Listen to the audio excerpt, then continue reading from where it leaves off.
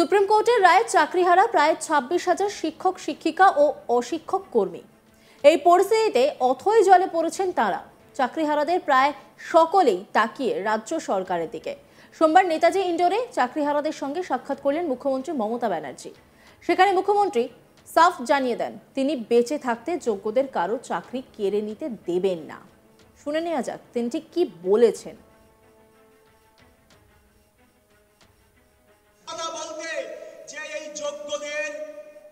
আমি একটা কথা বলতে চাই, আমি বেঁচে থাকাকালীন যোগ্য প্রার্থীদের কারো চাকরি কেড়ে নিতে দেব না। It is my commitment.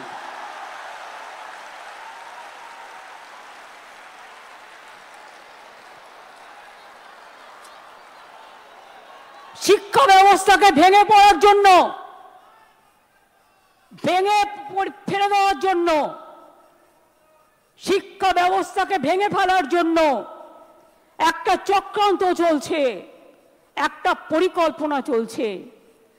9, 10, 11, 12 এর টিচাররা gateway of the higher education তারা তৈরি করে। তারা অনেকে খাতা দেখছে, তারা অনেকে গোল্ড মেডালিস্ট আছে, তাদের জীবনে ভালো রেজাল্ট করে এসছে। সবাইকে চোর বলে দিচ্ছেন, সবাইকে অযোগ্য বলে দিচ্ছেন। এই বলবার অধিকার আপনাদের দিল কে? আমি সরাসরি চ্যালেঞ্জ করছি। আর এই রায়ের পেছনে কিছু খেলা তো নেই। সেই খেলাটা কে খেলেছেন? একজন প্রধান বিচারপতি স্টে করে দিচ্ছেন।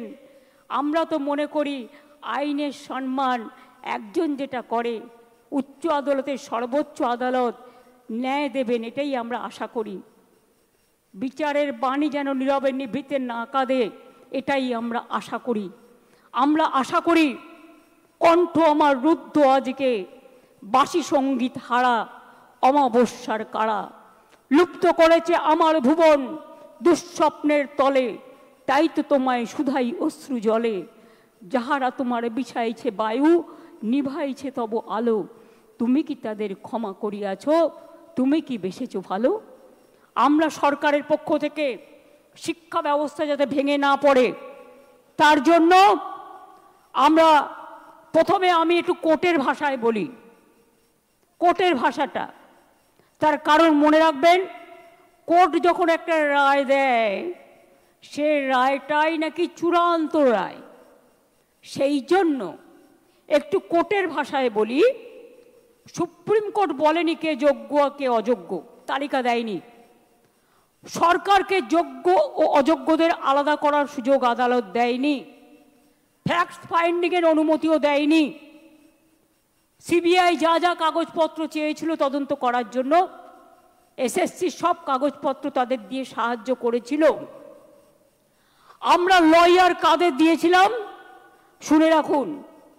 আমরা লয়ার যাদের দিয়েছিলাম এবং এখনো দেব, সেই লয়ার কারা একটু জেনে রাখুন, আপনাদের জানার প্রয়োজন হয়। তার কারণ, জাস্ট এ মিনিট,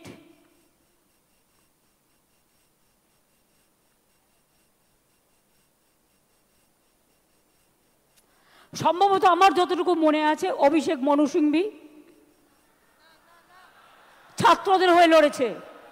যাই হোক, তোমাদের সাপোর্ট দিয়েছি আমরা, হেল্পিং হ্যান্ডস। অভিষেক মনু সিংভি, এবার আমরা বলেছি, এবার আমরা কাদের নিচ্ছি সেটা বলে দিচ্ছি।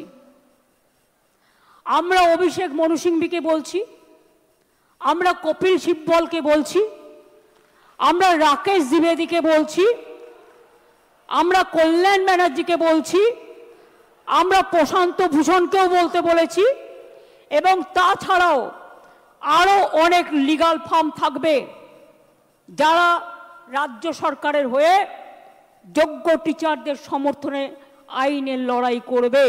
যারা আজকে শিক্ষা কাঠামোকে সম্পূর্ণ ভেঙে দিয়েছে, আমি তাদের জন্য বলতে চাই, আমরা এটা নিশ্চিত করব। আমরা একটা ক্ল্যারিফিকেশন চাইব প্রথমে। তার কারণ, যে যারা এখন চাকরি করছেন, ভালো করে শুনুন, এইটা আমরা ক্লারিফিকেশন চাইব কোর্টের কাছে ফার্স্ট। যে তারা আজকে কি করবেন। আপনারা যে বললেন নতুন করে পরীক্ষা নিয়ে লিস্ট করতে, আগে আমাদের জানতে হবে যে স্কুলের বাচ্চাগুলোকে তারা পড়াতেন, যারা স্কুলে যেতেন, যারা কাজ করতেন, যারা শিক্ষক শিক্ষিকারা আজও স্কুলে অনেকে যাচ্ছেন, তাদের জন্য আপনাদের কি ক্ল্যারিফিকেশন? স্কুল কে চালাবে? কাজগুলো কে চালাবে? না খেয়ে মানুষ মেরে দেবার অধিকার তো আমারও নেই, আপনারও নেই, কারোরই নেই। তাই এইটার ব্যাপারে আমার অনুরোধ, যারা চাকরি দিতে পারবেন না তারা যেন চাকরি কেড়ে না নেন, এটা নিশ্চিন্ত করবার জন্য যা করার এডুকেশন ডিপার্টমেন্ট করবে। এখানেই শেষ নয়, রাজ্য সরকারের plan A, B, C, D ও ই রেডি রয়েছে বলেও জানান মুখ্যমন্ত্রী মমতা বন্দ্যোপাধ্যায়। কি বলেছেন তিনি, শোনাবো আপনাদের। আমি ধরে নিচ্ছি এটা প্লাস হবে। প্লাস মানে নিশ্চয়ই ক্লারিফাই করে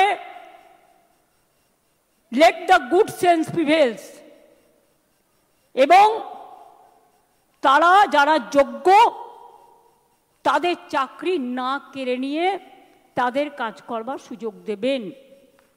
বাই চান্স যদি না দেয় তাহলেও মনে রাখবেন, যারা যোগ্য তাদের চাকরি নিশ্চিন্ত করার দায়িত্ব সরকারের।